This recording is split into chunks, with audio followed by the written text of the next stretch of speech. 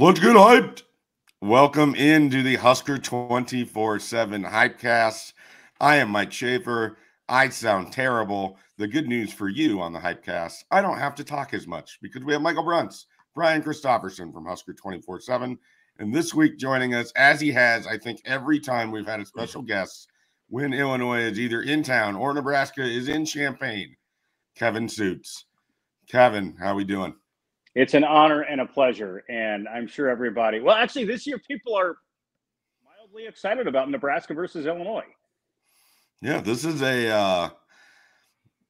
an exciting game. I think the last time I was this interested in Nebraska, Illinois, it was 2022. Illinois was really good. I thought Nebraska was going to be able to give them a game. Ramir Johnson had a nice pass down the sidelines fall right out of his hands. And the very next play, Nebraska's worst offensive line, maybe in team history, basically just allows Casey Thompson to get absolutely demolished. And that gave us Logan Smothers and Chubba Purdy for a few weeks, if you guys remember your Nebraska-Illinois history. You're providing all the goods there, Schaefer. I mean, I try. Nobody forgets a game quite like that. Of epic. I mean, these games are typically clunkers, right? The often overlooked Nebraska conference game. And, you know, I don't know that the trip to Champaign is the most desirable by a lot of fans. But, hey, they got Friday. They got the 400th sellout. So why not get, as you worded it, hyped for Nebraska, Illinois? Well, and that's what we're here to do. Brunt seems really hyped. So we're going to go ahead and get this thing started. And we're going to start with him on offense. Brunt, how fired up are you for this game to see Nebraska against a Big Ten defense, probably the best defense it has faced so far this season? Yeah, we'll figure out kind of if this running game is for real. I mean, I'm curious to see if Nebraska is able to operate on the ground against Illinois' defensive line. The other thing I'm curious, and I don't think we've really seen it yet. I thought Colorado's secondary was okay. Like, I thought it was probably ended up being better than maybe what I expected going into that game. But Illinois can take the ball away. They're going to disguise coverages. It's going to be a different kind of challenge for Dylan Raiola this week. I want to see what that looks like because, you know, Nebraska's gotten the offense from, you know, car crash awful to like, okay. And okay is good. Like that, you can do well with okay. I'm eager to see okay holds up against Illinois' defense. Kevin, the word on the internet message boards, particularly at Husker247, is that Nebraska should be able to run the ball on this Illinois defensive line. Central Michigan did it last week. Other teams have had some success running. Do you see this as an opportunity for Dante Dowdell especially, or do you think there's another running back in Nebraska's rotation that could take off this week against Illinois? And what could be a ground-heavy game to try to limit the amount of times that Dylan Raiola has to go against the Illinois secondary? Yeah, I think that's a good point. I think you're right on there, Shape. I think that this is a Dante Dowdell special kind of game. Illinois' defense, the numbers are pretty good, but let your eyes kind of tell the true story. It doesn't have Johnny Newton. It doesn't have Keith Randolph. It isn't quite the unit it was a year ago, especially up front. The one strength of the Illinois defense is in the secondary, and they will try to get you to cough the ball up. Illinois, I believe, has 9 takeaways on the season. They're one of the top teams nationally in turnover margin right now and takeaways. For Dante to have a big game, he just got to protect the football. And that's going to be really key. Not only, you know, protecting the ball when you're running it, but also making sure that Dylan Raiola doesn't try to force it, because I think Nebraska can get yardage just by taking the check down and still having a fairly conservative game plan. BC, Nebraska has not allowed a sack in back-to-back games. Who do you give the credit to for the ability to keep Dylan Raiola up and clean in this environment so far in 2024? Is it the work the offensive line is doing, or has Dylan Raiola shown a pretty good pocket presence and awareness of when pressure is coming and where it's coming from pre-snap? Since we're not technically on the radio, I'm not going to give the radio answer to the radio question where you have to pick one or the other. I think it's both. I mean, I think the O-line has done a pretty good job with pass pro, and that's not really a shock. Would you like to provide a percentage? Can we at least get that? Can you give me like a 51% and a 49%? All right, yeah. 55 O-line, 45 Raiola. Okay. I appreciate that. Thank you for playing my game. We'll go with that. If you go back to like fall camp, Rule was pretty bullish on how pass pro was coming along, and that kind of told you something against that defense they were seeing in some of those scrimmages, that they were having some success in that area. So that seems like that has translated so far, but now I like the fact that Rule sort of reset the game and said, we're 0-0, whatever the O-line has done so far. Let's see what they do now, against this team. I think that was smart on his part, but you also got to give Raiola credit, like that free man rush that came, against Northern Iowa, and he just sidesteps it and finds Jalen Lloyd for basically the biggest play of the game. That's something not every quarterback would make, and certainly not every true freshman. So you do have to appreciate when you see that type of stuff from the young guy. Brian, what are you sort of looking for with Dylan Raiola specifically in this game on Friday? I mean, it's the first conference affair, but he's at home, friendly confines, and going against a team in Illinois that I think is good, but it's not necessarily a defensive powerhouse in the way that maybe it had been a couple years ago under Ryan Walters as the defensive coordinator. Well, Kevin brought up the 9 takeaways they have, which ranks 5th in the country. So that's impressive. And they kind of got in Kansas' way with some of that. And I think I'll respect what the coaches said this week about how they disguise their coverages really well. And Satterfield even said it's not something you can really diagnose pre-snap. It's like post-snap. You got to sort of figure out where they move to, zone or man. And so I think that's going to be the biggest test for Dylan. I do think this is probably a slightly higher degree of difficulty game of chess for him to play against their defense than Colorado or some of the teams he's seen. So I'll give Illinois that based off their results so far. I think Dylan can pass the test from what we've seen, but it's a different kind of challenge that I want to see how he responds if this is a 13-10 game with 5 minutes left in the third quarter. We haven't been in that situation yet. Maybe we won't Friday, but it could be something where he has to show what he can do there. Kevin, is there any part of you through 3 games so far that's surprised that Nebraska, and particularly Dylan Raiola, because I guess he's the one that would be doing it, has distributed the ball to so many different pass catchers? I mean, it's been running backs, it's been wide receivers, it's been tight ends. There hasn't been a real concerted effort so far to load up a guy like, say, Isaiah Nair, or Jamal Banks was maybe taken out of the game by Travis Hunter, but it hasn't necessarily resulted in the next game against Northern Iowa that tried to feed him much. Are you surprised by either the depth or the volume of which they've been able to spread out all of these passes so far through 3 games? Not at all, because they have so many weapons, and you got to keep everybody happy. And why would you overload one guy when you have other very talented receiving options? I'm actually surprised that Jamal Banks doesn't have more catches than he has through 3 games right now. I don't know what the number is in front of me, but I thought he'd be in double digits by now, and he hasn't, because I think Jamal Banks is that good.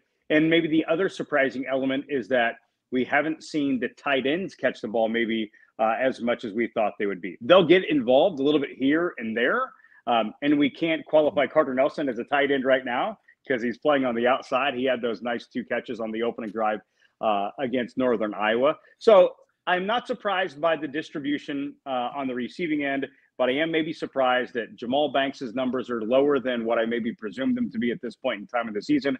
And I just think moving forward, those tight ends are going to start to become more and more involved in Nebraska's offense.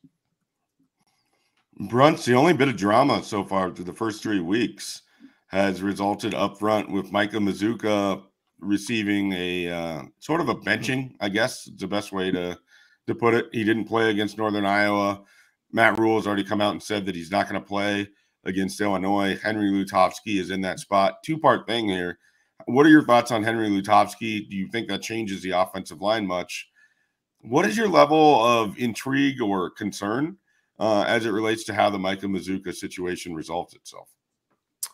Yeah, it's the Lutovsky was a guy. I'll start with that first part. The Lutovsky kind of move into the starting lineup, I think was probably something that may have happened earlier in the season if he'd been healthy. I mean, you have to remember, I think it was like the second week of fall camp where he had a knee issue. It kind of bled over into the start of the season and wasn't available the first week.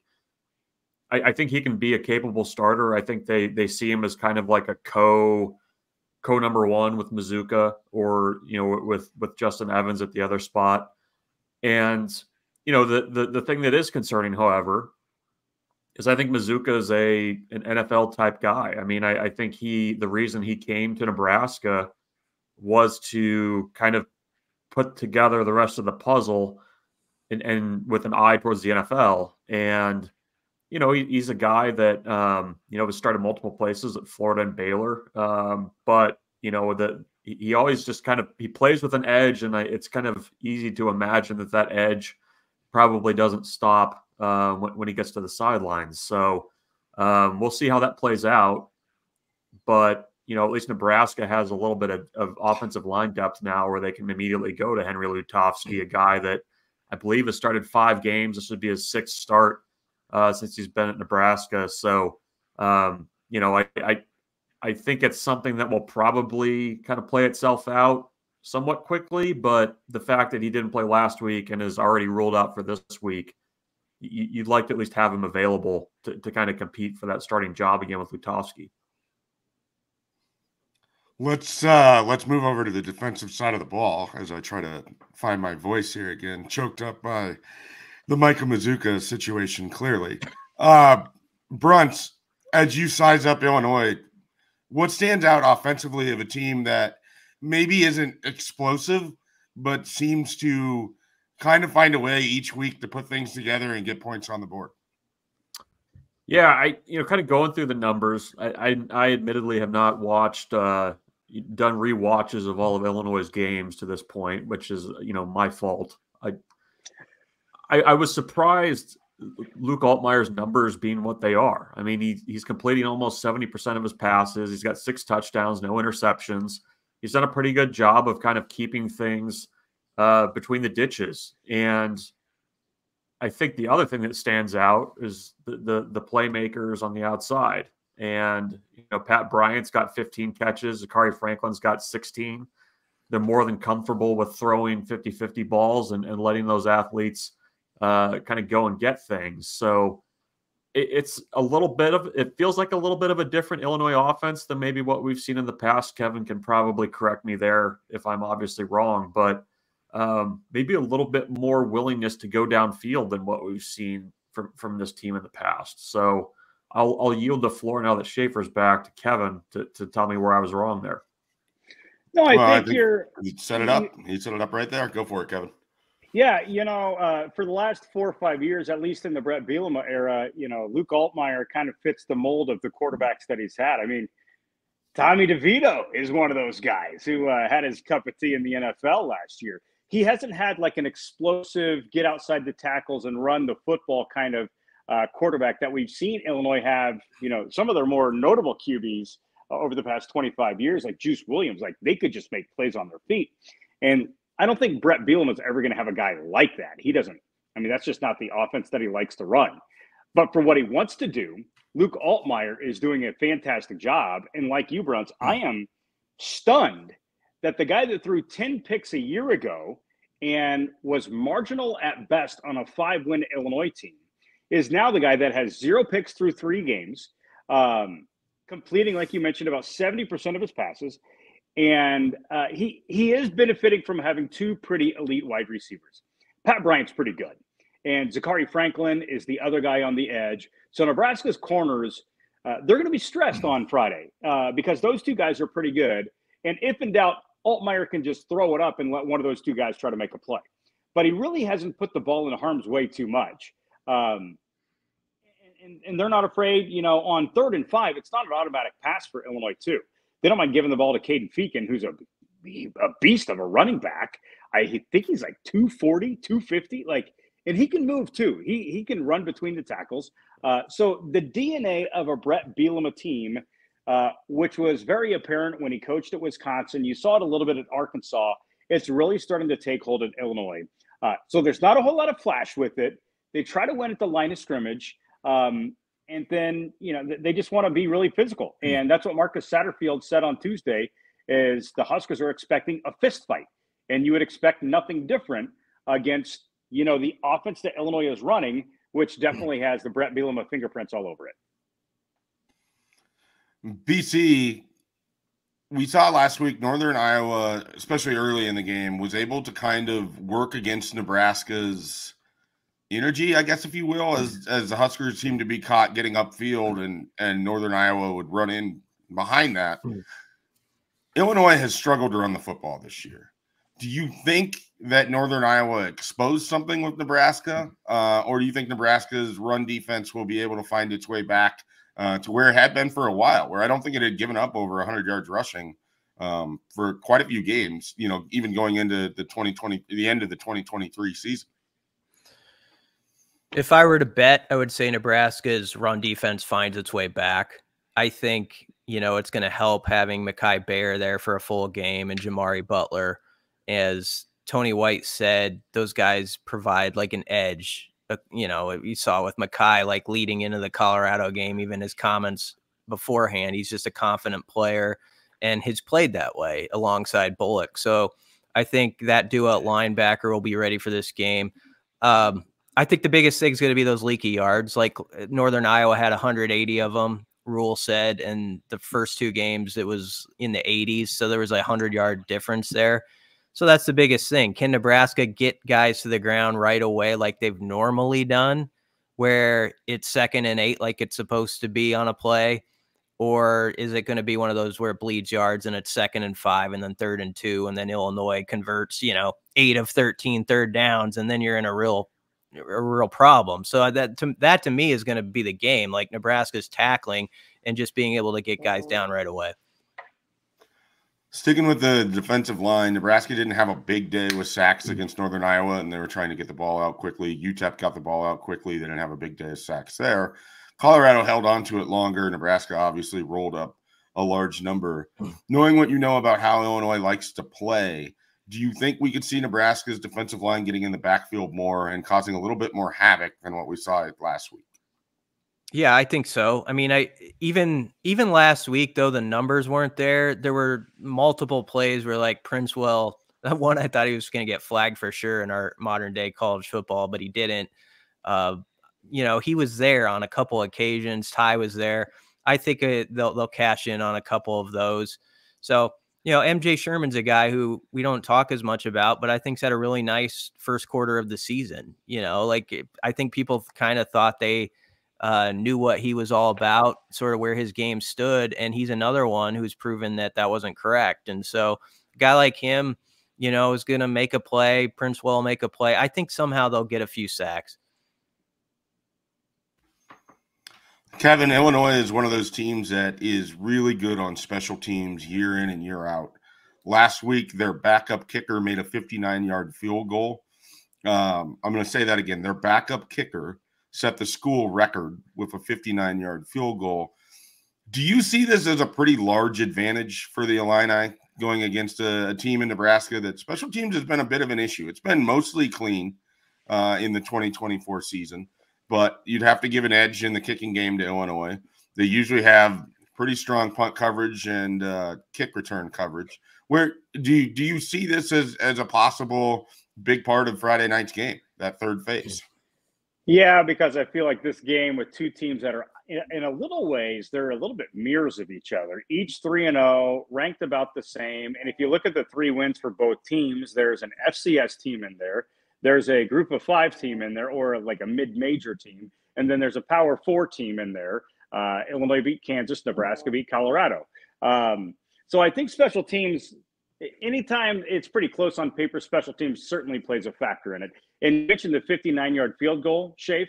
Well, we got to mention that thing had like an additional 7 yards on it. That thing was a bomb. Like, it would have been good from 65, truly. And it was right at the Illinois student section. So not surprised that Illinois special teams are good. The one thing I want to see from Nebraska's special teams is, like, Tristan Alvano has to kick with some confidence. I feel like that hasn't quite been there, and I don't know if that's a result of the injury that he had to start fall camp.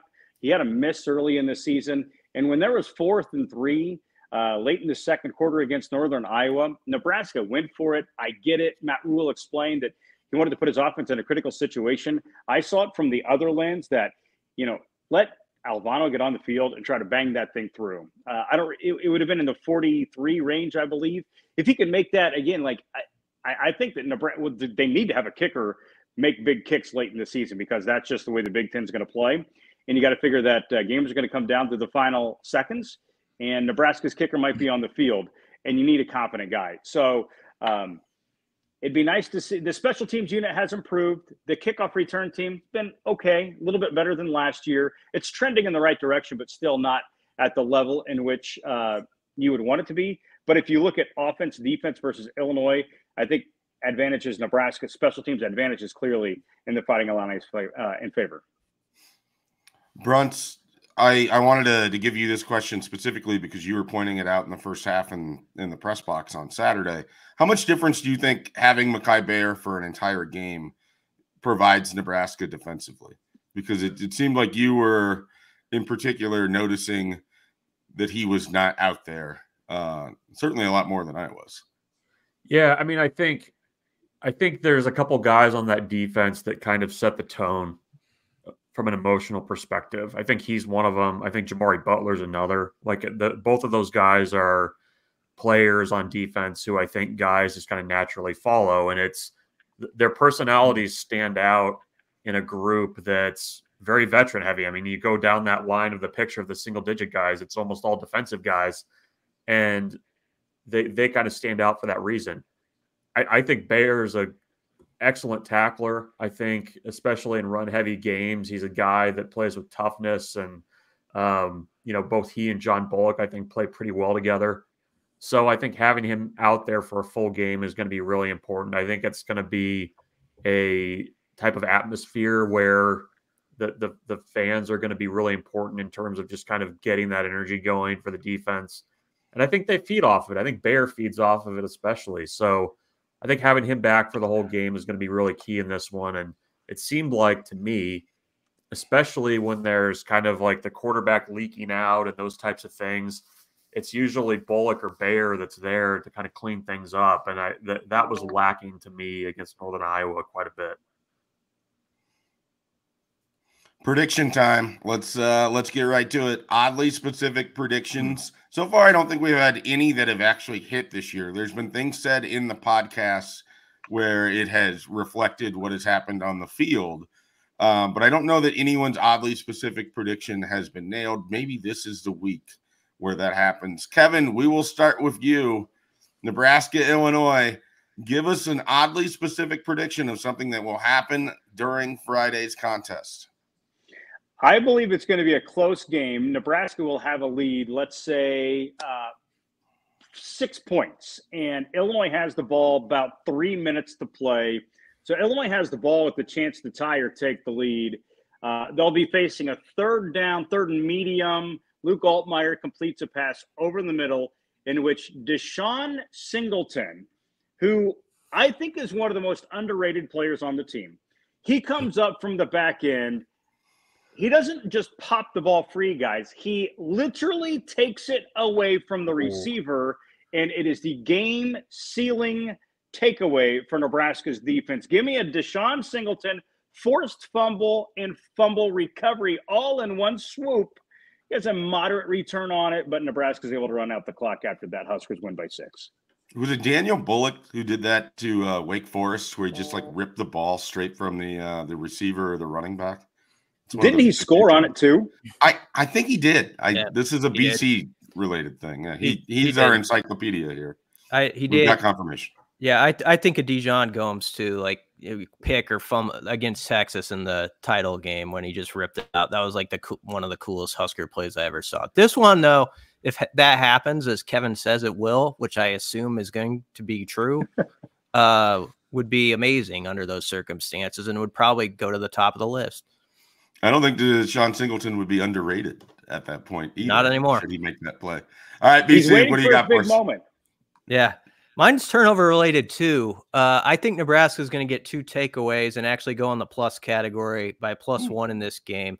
One of them is going to be a Marquise Buford pick where it's a 50-50 ball, slightly underthrown, and he takes it away. You know, it has the inside position. The other is going to come from Princewell, who, when he arrives with authority, and he's going to make a play where he just clocks Altmaier. The ball's loose, and Polar Bear gets it on the ground and emerges with like his hands up, you know, like a wrestler after winning his match. So those are the 2 takeaways. I'm going to jump in here because I have this similar theme going.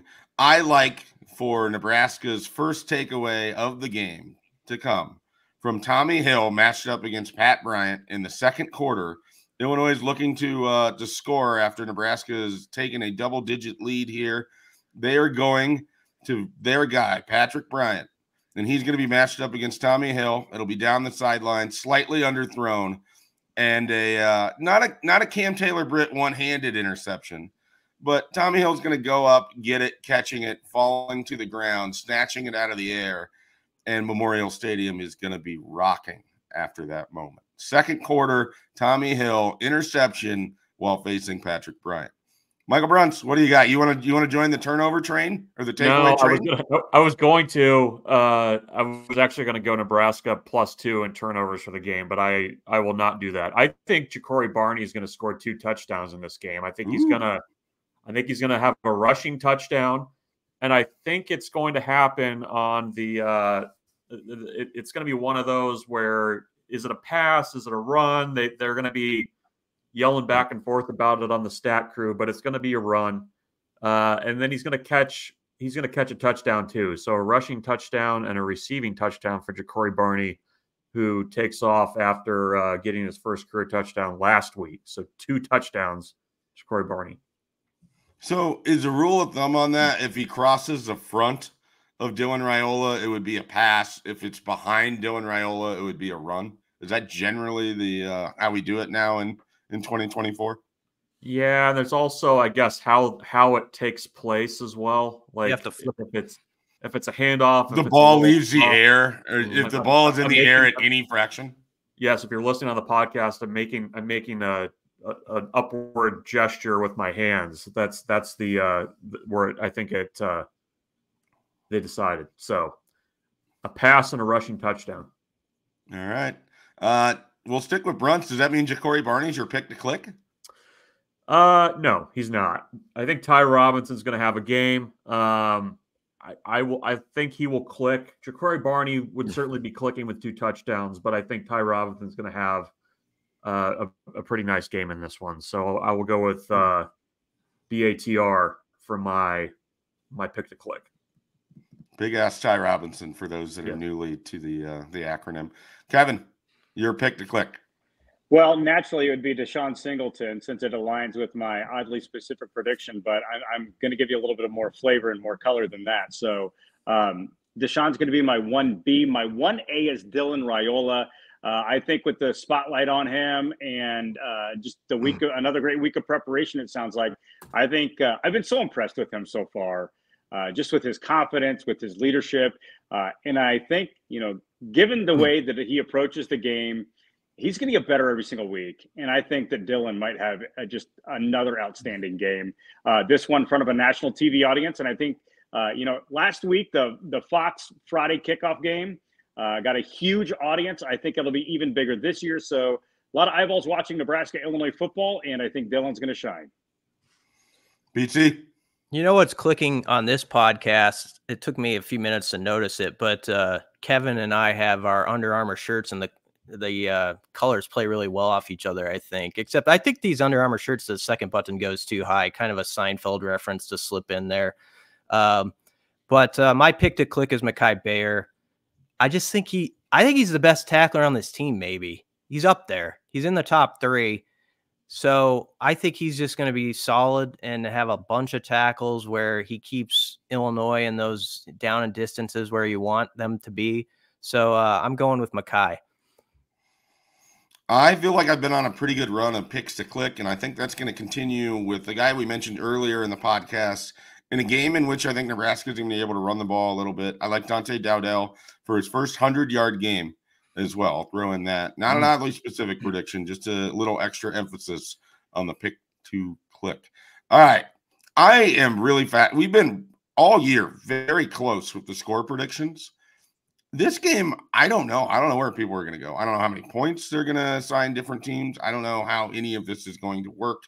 Let us get into final score predictions, and we will start with our esteemed guest, an Illinois graduate, Kevin Sjuts. I will take Nebraska to win. I don't think they cover 7.5. I think that was for me, that seemed a little bit large. I'll take Nebraska 24, Illinois 18. The Fighting Illini are notorious for like odd score numbers. Like they typically don't hit a 14, 17, 24, 21. So I'll give them 18. I have zero idea how they get there, but I'll take Nebraska 24, Illinois 18. Michael Bruns.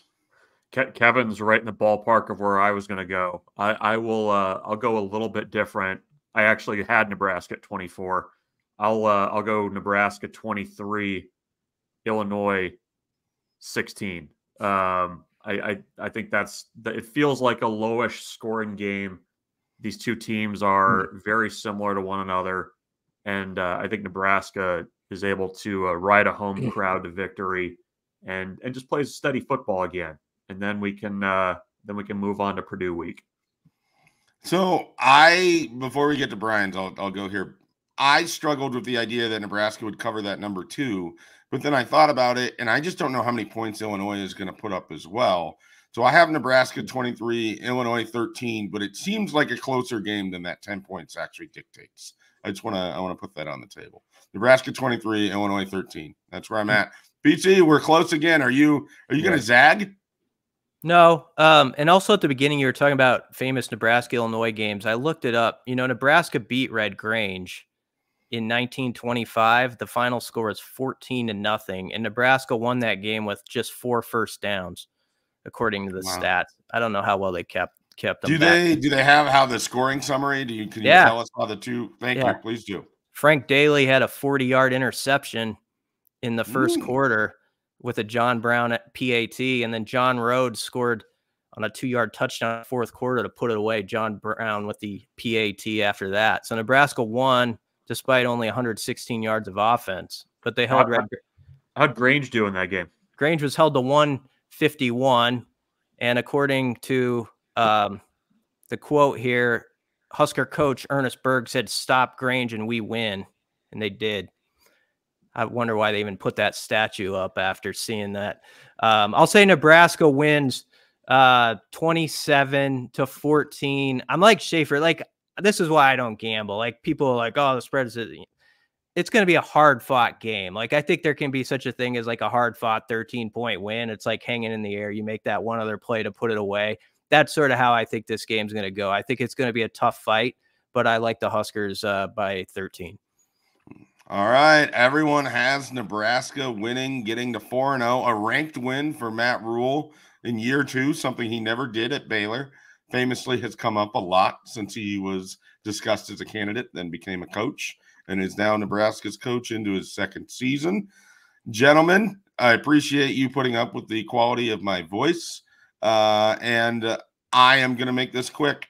For Michael Bruns, Brian Christopherson, we're Husker247. Kevin Sjuts, appreciate you joining us here on the Husker247 HypeCast.